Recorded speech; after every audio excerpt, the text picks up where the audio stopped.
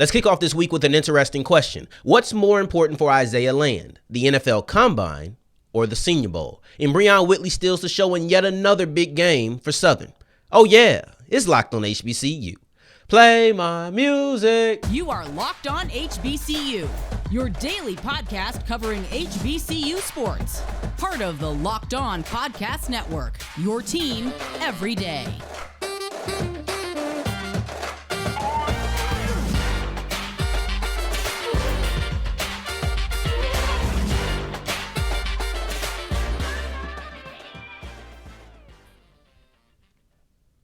What's going on, family? Welcome back to another episode of the Locked on HBCU podcast, your number one daily one-stop shop for everything HBCU athletics, Monday through Friday, part of the Locked On Podcast Network, your team every day. And now, of course, I'm Darian Gray, a.k.a. the Mouth of the South, Texas Southern alum and former TSU Herald Sports editor. Thank you for going on this journey with me, making Locked on HBCU your first listen of the day every day. Remember, just because the mic cuts off does not mean that the journey is over. It just means it's time to follow me on Twitter at South Exclusives. Don't forget the S on the end if you're on the audio side of things. And today's episode is brought to you by LinkedIn. LinkedIn helps you find the jobs, it finds the employees that you want to talk to and need to talk to faster. Just post your job for free at linkedin.com/lockedoncollege. That's linkedin.com/lockedoncollege. And I want to start off today's episode and this week in general with a very interesting question to me, and that's what's more important for Isaiah Land, the NFL Combine or the Senior Bowl? Now, Isaiah Land is the guy who's on the tip of many people's tongue. He's a former Buck Buchanan Award winner, which means he's the best defender in FCS football in a given year. That year was 2021. So you know people are going to be talking about him, whether that's draft prospects or just best overall players, even when we knew he wasn't coming out in the draft. So Isaiah Land, let's just go ahead and set the scene. Isaiah Land is a 6'4" edge player out of FAMU who is 225. That sentence right there is why this is so important. Those two facets, both where he came from and then also his size, are going to be the defining factors of this conversation. So let's talk about why this is even a question, right?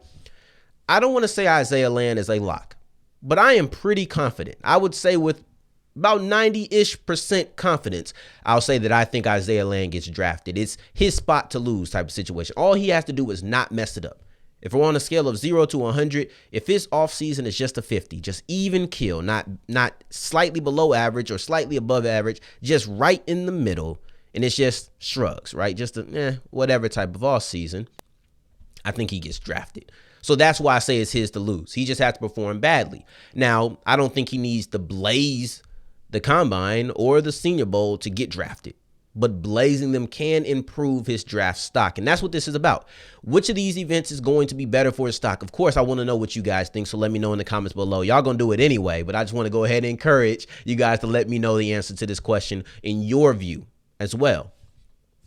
So here's my thing about Isaiah Land, and this is why I say it's going to be a question for him about which event is more important. And it's not because he was a Buck Buchanan Award winner last year or 2021 and 2022, he wasn't able to do it. I think even with a really good season, unless he was the Buck Buchanan Award winner 2 times in a row, even with a really good season, these questions still would have been prevalent. He's an FCS prospect who just is not big. Overall, he's just a thinner player for his position, period. And those are going to be concerns for anybody. There's people who will take him off of their board altogether simply because he's 225 pounds. That's not big for an edge guy. He's going to need to add weight. And that's where the Combine comes in.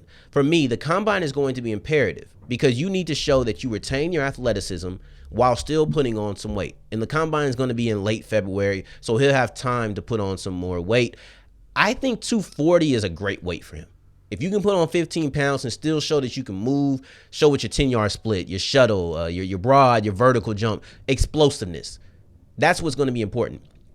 240 pounds is going to be really good. I think 235 is also pretty solid. I think I'm not looking for a playing weight for the rest of his career. I'm looking for a foundational weight, right? And I don't know if that's really a term. So I'm going to tell you what I mean by that because I don't know if it's really a thing. But foundational weight is basically show me that you can put on weight and still keep everything. Show me, because I know what you played at. If I know you played at 225 and I know what you looked like, I know what your explosiveness was like, and then you come in at 235 or 240, somewhere in that range, right? And you still look like you retain that same athleticism, then maybe I can put on some more weight. But I don't want you coming in at 225 and I feel like I want you at 250. But if you're at 235, 240, and I want you to be around 250, well, that's not as bad. If you show up to the combine in February at 240, I talk to you, say, man, we really want you around 250. So now maybe you open up the year around 245, 247. That's okay. I think that's pretty good. And honestly, I compare him to a guy like Alex Highsmith. Alex Highsmith, who a lot of people might not know, but you should be checking out Locked On Steelers with my guy Chris Carter, HBCU alum, by the way. But you should check that out. He's a an edge player, an outside linebacker for Pittsburgh who runs a 3-4, which is what Land is going to need to be in. Land is a stand-up 3-4 outside linebacker. I don't think he'll have the weight or put on the weight to be an edge defender who puts his hand in the dirt in the NFL level. I just don't think that's what's in the cards for him. But I do think he can be really good as an edge 3-4 outside linebacker. That's what I think he'll excel at. So I bring it back to Alex Highsmith. Highsmith's 242 pounds. Land can get to 242. And not only is Highsmith 242 an edge, he's also a starter. He's also, I think he was top 10 in sacks this year. He played on the other side of TJ Watt, which helped, but he still started. And I don't know if we're talking about Isaiah Land being a greatest of all time guy. That's way down the line. We're talking about him getting into the NFL and possibly starting and being an impact player. I think that 240 is a solid weight for that. So you're going to show those intangibles, show those things as a prospect, those things you can put down on paper that with weight, you can still keep some athleticism, and that's going to be big for you in the combine. However, the fact that we're talking about as a prospect is the reason I look at the Senior Bowl over everything, because he'll weigh in at the Senior Bowl. He'll probably do it tomorrow. If he hasn't already by the time I release this episode, at the time recording it, he hasn't weighed in. But they'll do weigh-ins, they'll get measurements, they'll do all of that at the Senior Bowl. So we'll see what he is. He might be about 230. You know, he might have put on about 5 pounds. We'll see. That'll be something I'll be interested in. But he'll have more time to do it at the combine, so I give the edge in the weight department to the combine. But I want to look at Isaiah Land and what he can do on the field. There's a case that he might just be thin. 225 might just be the weight that he feels comfortable and is best at playing at. Because, yes, I want him to add some weight because I think it's necessary. But at the same time, what if that's just not in the card? What if that's just not him? You look at a guy like, I do think 240 is a weight he's going to need to be at, though, right? Because I think he's an edge guy. But maybe that's just not him, right? You look at Darius Leonard. There we go. Perfect example. Darius Leonard is not a big inside linebacker by any stretch of the means. Even when linebackers are getting smaller, he's not a big inside linebacker, but he purposely chooses to play at that weight because that's what he feels like he's best at. And he's been, he's Shaq Leonard now, Shaquille Leonard, but that's what he feels is best at. And that's what he's been able to be an all-pro playing at a lighter weight. Maybe that version is something close to Isaiah Land. I don't know. But at the Senior Bowl, he'll have a chance to prove that regardless from 225, 240, 230, somewhere in that range, I can play. You can quell some of the concerns about your weight if you go in there and say, yeah, even at 225, I'm putting the work on this Purdue tackle. Even at 225, I'm able to penetrate the line. I'm able to get in not only pass rush situation, but then also stopping the run, because he did have double-digit tackles for a loss in that Buck Buchanan Award season. So there's a lot of things that I feel like he can do in the Senior Bowl that are going to be more important than the combine, because not only is weight important, but how you actually play with the weight. That's going to be important. That's something you're going to need to look at. He's going to get bigger, period. He's going to get bigger, whether that happens by February 25th or whenever the combine is, or if that happens by 2024. He's going to get bigger and he'll have time. But if he can show that he can produce at the same level, despite whatever the weight's going to be against some of the Power 5 guys, that's going to be more important than anything else that he'll do. And that's why I say the Senior Bowl is the more important event. You go ahead and let me know what you think. Is it the Senior Bowl or the NFL Combine? Which of these do you think is the more important event for Isaiah Land? And as we continue with today's episode of Locked On HBCU, we're going to be talking about the players in the NFLPA Bowl who really stood out and stole the show, mainly Emmanuel Wilson and then also Isaiah Bolden. Before we get into that, today's episode is brought to you by FanDuel. And FanDuel is our official sports book at the Locked On Network, and we're very excited. This is only a week into the partnership, and I love this partnership right here because we're going into the Super Bowl now, right? Joe Burrow and the Bengals lost. Brock Purdy got hurt, so it was kind of like mixed bag of quarterbacks, and the 49ers lost. But now we get to see the Eagles versus the Chiefs, and I think this might be the best matchup, honestly. What do you think? Put your money down. Tell me who you think is going to win. We're 2 weeks away, so you have a little bit of time to think about it. But when you do finally come to your conclusion, there's only one place to make your wagers at, and that is FanDuel. Make every moment more. And if you bet $5 at any time, you get $150 back in free bets if you're a new FanDuel user. That's right. Make a $5 bet. That's it. And you get $150 in free bets. Just go to FanDuel.com/locked-on. Make every moment more. As we keep on rolling on today's episode of Locked On HBCU, I appreciate you for making us your first listen of the day every day. For your second listen of the day, check out Locked On NFL Draft because they're live from the Senior Bowl. They're going to have live shows Tuesday, Wednesday, and Thursday at 8 o'clock Central. So make sure you guys are tuning in for that. And if you can't make the time, just go ahead and catch it wherever you get your podcast. No matter where, you got to make sure you listen because you're going to need to learn about Isaiah Land and Aubrey Miller's performances at the Senior Bowl. And I want to talk about the NFLPA Bowl because there are more pre-draft bowls than just the Senior Bowl. We got the Shrine Bowl coming up too on Thursday with Jadakiss Bonds there. But we're going to talk about Emmanuel Wilson because he was labeled the most complete back all around at the NFLPA Bowl by Maurice Jones-Drew. And Maurice Jones-Drew, I do like. I think he's pretty sensible. When I hear him give his takes, I think they're usually pretty solid. So if he's going to say he's the most complete back, I think that holds a lot of weight. And even the producers labeled Emmanuel Wilson as an impact player in this game. Now, they don't make the calls or anything, but you have to realize they watched all week of practice, and that's the conclusion that they came up with. Now, if they're calling him an impact player, what do you think the scouts are looking at? They have to see something similar, I would assume, right? I'm assuming it's not just the guy from off the street just saying, oh, well, Emmanuel Wilson is the impact player of this game. And that's coming before the game, not going after the game. That's coming into the game. So this is all based off the week of practice. So I would assume the scouts are seeing something at least impressive. He weighed in at 229 pounds, which is about right. He's going to be a bruiser. He's going to be a guy who's up the middle. And in his first run, he showed why he was an impact player. He showed why people were excited. Also, if they said he's complete back, that means he was also catching the ball in practice, which we didn't get to see in the game. But that also probably means he was blocking as well. So all of those facets come into play. But he just ran the ball 4 times.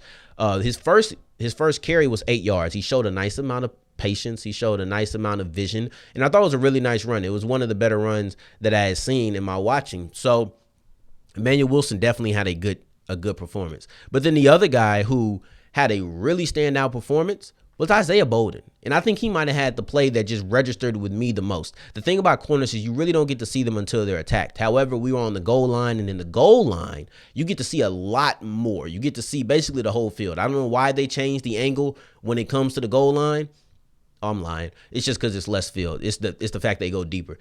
Brain fart, but it's okay. So Isaiah Bolden, kick returner, showed well in practice, had an 8-yard kick return, not too much in the game. He also had a really nice pass breakup that was the highlight to me.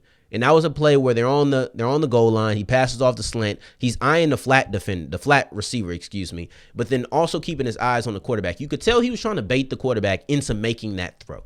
You could tell that if he made the throw, he said, yeah, I'm a kick return. I got a little acceleration. I'm a burst on this. So quarterback smart enough didn't do it. He's scrambling, still keeping his eyes. But then Bolden realizes, okay, this flat receiver has now climbed to the back of the end zone. I need to flip my hips, turn around completely, which meant he had to have his back to the quarterback at this point. He had his back to the quarterback, located the receiver as he was coming back towards the ball, and fought through the hands to make the pass breakup. It was a play that was exceptional. It was a play that kind of reinforced what people had said about him during this practice. They say, yeah, he has safety experience, and we know about it. However, this is Emory Hunt, I believe, said this. But however, he also showed that he can be an outside corner at the next level. That's exactly what you're going for. That is exactly what you are going for. Now let's talk about two players who there was a little bit more minimal action from them. You know, Kamari Avery didn't catch a pass in this game, but he did have a good block, which was important because that was the highlight play. He had a pretty good block. It was important because Gerald Huggins came on the show and he talked about how, look, man, this dude's 6'6", 250, 260. You're going to need to be able to block. So showing that he could put somebody in the dirt was going to be an important aspect of his game. So I'm glad that he was able to do that. And he had enough receiving plays during practice where, they were like, man, this guy is really good in the 7-on-7 periods, really good in the team periods, especially you could tell he's a mismatch on linebackers. I mean, he's 260. He's bigger than some of these guys.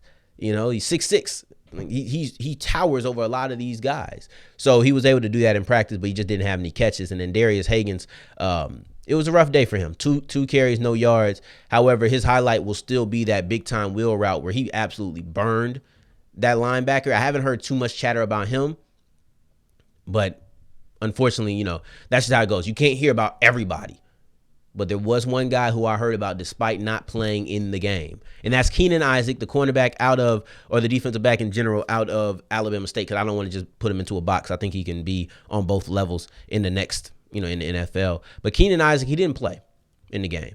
But he did show up big time in the one-on-ones and the practice. You saw it. He looked great. In every one-on-one rep I saw, he never looked out of position. He never looked like he was outmatched. And that was something that was backed up once again by Emory Hunt, who was present at the NFLPA Bowl.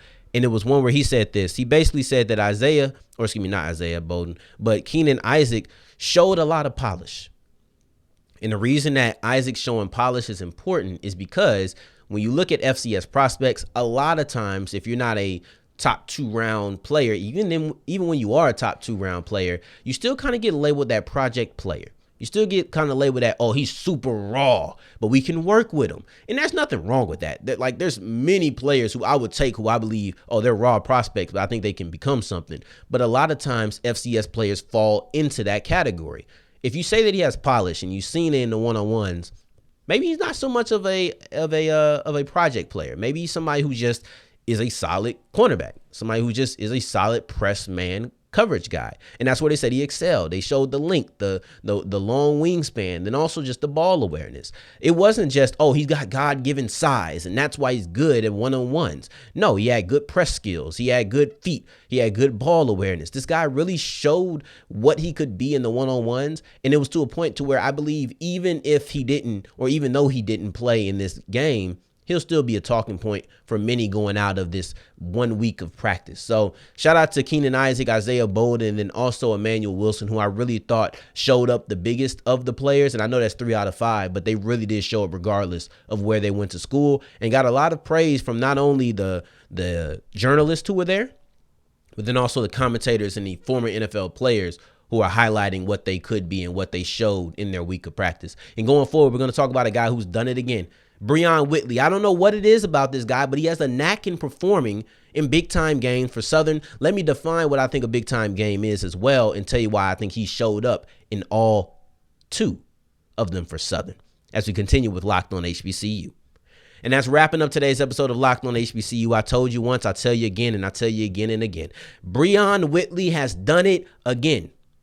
He has shown up in a big-time game for the Southern Jaguars and really been the star and stole the show when you're talking about Southern in another big matchup. To me, because I feel like I need to define this, to me, Southern has played 2 big-time games. A lot of people might not agree with that, but to me, they've only played 2 big-time games, and Brion Whitley has shown up in each of these games. But let me tell you why it's only 2, because some people might say California. Their win over California is not a big-time game to me. It's a big-time win. To me, there's a difference because I'll even argue more that the Texas Southern game was a big-time game for the Southern Jaguars. Even though I don't think it was, I think you look at preseason 1 and preseason 3 in the SWAC going against each other in the first game of the season. That's more of a big-time game feel to me. Man, let me tell you why I don't think either one. California, that's not even part of the Pac-12 SWAC Legacy Series. That was just another out-of-conference game that you're going to play against a big-time school, a big school, a Power 5 school. That's it. If they lose that game, are we even talking about that game? No. That game is relatively irrelevant. There's no importance placed upon that game. There's nothing to signify that I should put more eyes on that game. At least with the Legacy Pac-12, the Pac-12 SWAC Legacy Series, at least in those matchups, I can at least say, you know what? This has a title around it. Nobody would have cared if Southern didn't beat California, but they did win, and that's why it's a big-time win. Texas Southern, it had big-time feels, I guess, but there's just so many games in SWAC basketball that it being the season opener isn't enough, but I can understand why you would put it there. I just don't, because win or lose, it wasn't going to really mean too much. It wasn't a fight for supremacy or anything of that nature. I didn't even label it like that. To me, a big-time game is one that has a level of importance, win or lose. That's what a big-time game is for me.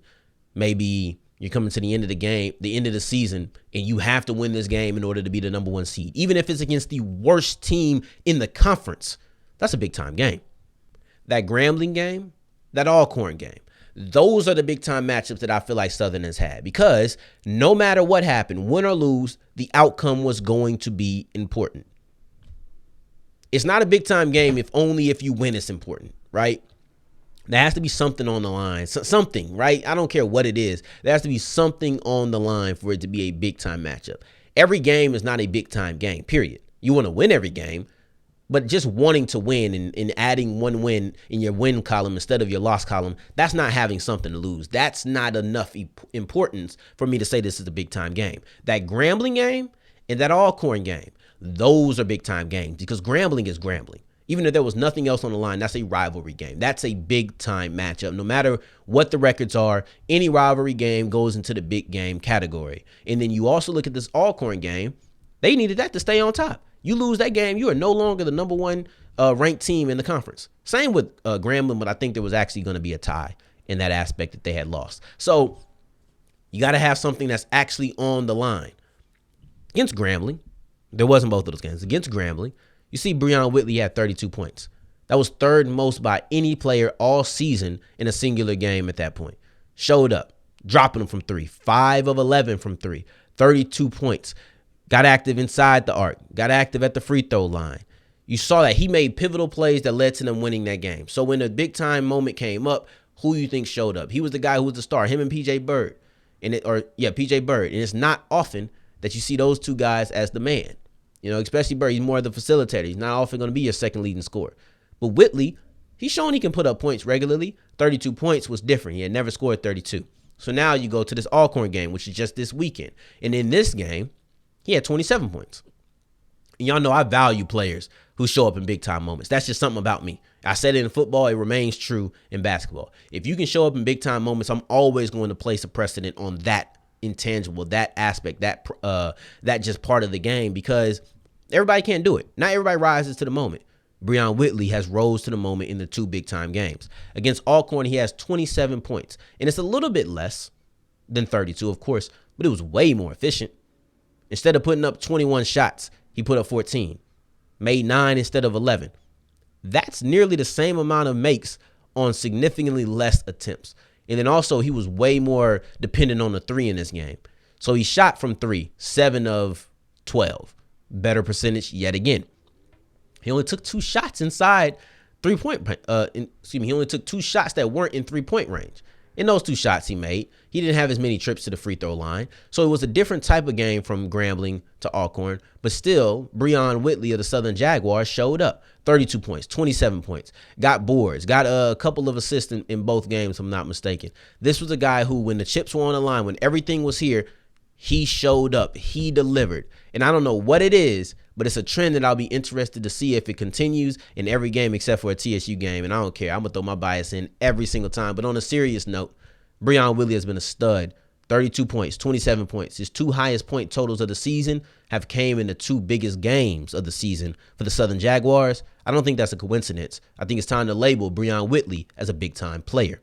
And when we wrap, and I appreciate you for making us your first listen of the day every day as we're wrapping up the episode. For your second listen, check out Locked On NFL Draft. You have the Senior Bowl coverage. They're going to be live from Mobile, so make sure you guys are checking that out. And that's on any platform that you listen to podcasts, including this one right here. On tomorrow's episode, we're going to be breaking down a big-time matchup between Morgan State and Maryland Eastern Shore. That goes down tonight. MEAC basketball is still popping, so make sure you come in here to recap it. In the meantime, in between time, if you're looking for me, you can find me on Twitter at South Exclusives. Until the next time that we hear each other, family, take care, stay blessed. Peace.